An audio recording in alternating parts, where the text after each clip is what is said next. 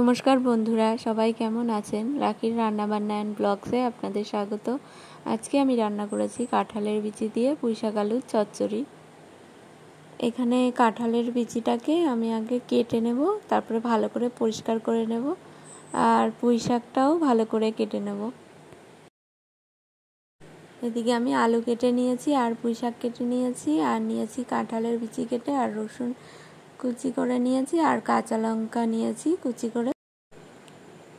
এবারে কড়াইতে আমি শুকনো খোলায় জিরে টেলে নেব গুঁড়ো করার জন্য।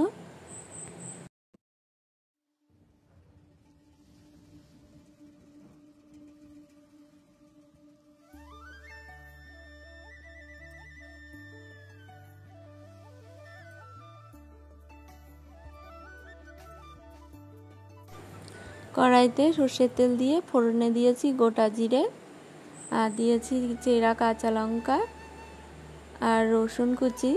এবারে কেটে রাখা আলু আর কাঁঠালের বিচি দিয়ে দেব।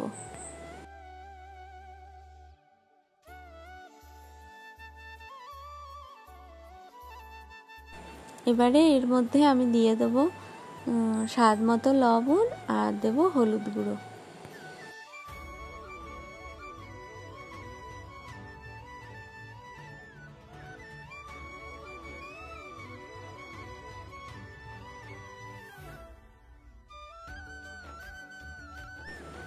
আলু আর কাঁঠালের বিচি অনেকক্ষণ নাড়াচাড়া করার পর আগে থেকে কেটে রাখা পুঁইশাক দিয়ে দেবো।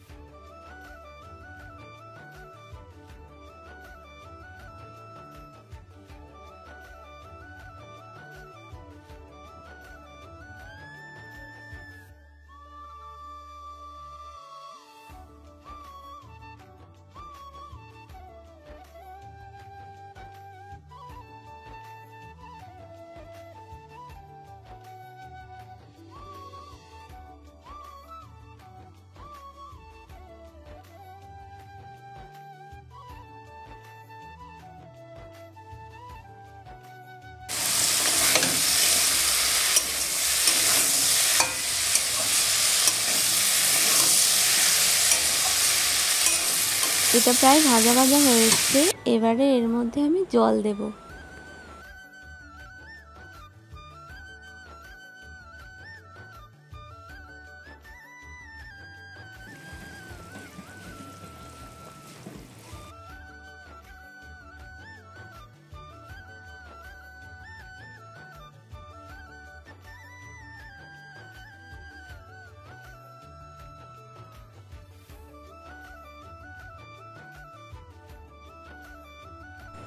এগুলো প্রায় সেদ্ধ হয়ে গেছে। এবারে এর মধ্যে আগে থেকে ভেজে রাখা জিরের গুঁড়োটা দিয়ে দিচ্ছি।